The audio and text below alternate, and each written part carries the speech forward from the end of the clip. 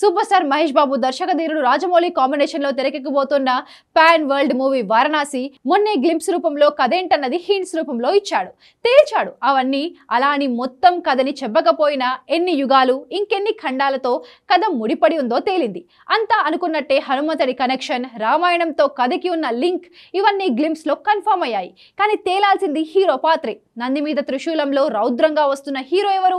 తన పాత్ర ఏంటి? ఎందుకు నంది మీదే త్రిశూలం పట్టుకొని ఉగ్ర ఆవేశంతో అలా వస్తున్నాడు? ఇంతకీ గ్లింప్స్ లో ఏముంది తేలింది? ఇలాంటి ప్రశ్నలన్నీ ఒక ఎత్తు. ఇందులో హీరో వేసింది రాముడి అంశ కాదు, రాముడి అవతారమే అన్న ప్రచారం మరో ఎత్తు. అంటే విల్లుని వదిలేసి త్రిశూలం పట్టుకున్న రాముడి కథని వారాసిలో వినిపించబోతున్నారా? ఇంతకీ లీకులతో ఏం తేలింది? ఏం తేలుతోంది? Have a look.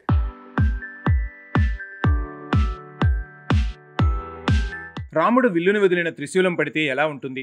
ఈ పాయింటే వారణాసి సినిమా కథను ముందుకు నడిపించిందా? ఇది లీకో లేదంటే ఫిలిం టీం బయటకు వదిలిన ఫెయిలరో కానీ ఈ పాయింట్ కిక్కిస్తుంది. ఇందులో సూపర్ స్టార్ మహేష్ బాబు హనుమంతుడి అంశ అని ప్రచారం జరిగింది. కానీ తను ఇందులో వేసింది రాముడి అవతారం కూడా కాదు, ఏకంగా రాముడే అని కొత్త లీకులు పూనకాలు తెప్పిస్తున్నాయి. లీకుల లెక్కల ప్రకారం చూస్తే రాముడి రక్తపు చొక్కే బాణంలా మారి ఈ తరం తీరాకి వస్తుంది. ఓ రకంగా అన్నమయ్యలో కత్తే కవిగా పుట్టినట్టు చూపించారు.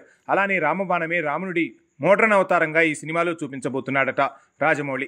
అంతేకాదు, రాముడు నదిలోకెళ్ళి మరణించాడంటారు, కానీ తన మరణాన్ని ఎవరూ కన్ఫర్మ్ చేయలేకపోయారు. సో రాముడే తిరిగి ఇలా వస్తాడా అనే పాయింట్ కూడా వారణాసి కథకు ప్రేరణే అని తెలుస్తోంది.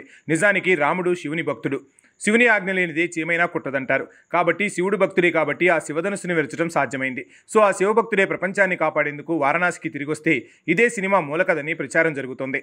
ఇక రాజమౌళి వదిలిన గ్లింప్స్లో అంతరిక్ష ఉల్క, రామాయణ యుద్ధం, ఆఫ్రికా అడవుల్లో నీటి ఏనుగుల దాడి నుంచి తప్పించుకునే కోతి, దూరంగా నిప్పురగులుస్తున్న హీరో, అలానే ఉగ్రబత్తి గుహలో తలలేని మహంకాళి ఆకారపు విగ్రహం, శిఖరమంచున వేలాడే హీరో, ఇవన్నీ ఏదో అద్భుతాన్ని వేటాడి ప్రపంచాన్ని కాపాడే ఇండియానా జోన్స్ లాంటి పాత్రని రిఫ్లెక్ట్ చేస్తున్నాయి.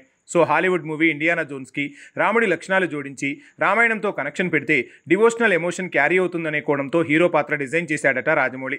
ఇవన్నీ ఇంటర్నేషనల్ మీడియాకు చెప్పడం వల్ల వరల్డ్ ఆడియన్స్ ఈజీగా కనెక్ట్ అయ్యే ఛాన్స్ ఉంది. ఇండియానా జోన్స్ మూవీ ప్రేరణని, ఇండియన్ ఎపిక్ రామాయణం కనెక్షన్ని హైలైట్ చేస్తూ మొత్తంగా రాజమౌళి వరల్డ్ ఆడియన్స్కి ఈ సినిమాని ఈజీగా రీచ్ అయ్యేలా చూస్తున్నాడు. ఇంటర్నేషనల్ మీడియాకి ఇచ్చే ఇంటర్వ్యూలతో ఇదే తేల్చేస్తున్నాడు. మొత్తానికి బాహుబలిని మించే సెన్సేషన్ ఏదో వరల్డ్ వైడ్గా వారణాసి మూవీ క్రియేట్ చేసేలా ఉంది. గ్లింప్స్లో హింట్లతో అదే తేలింది.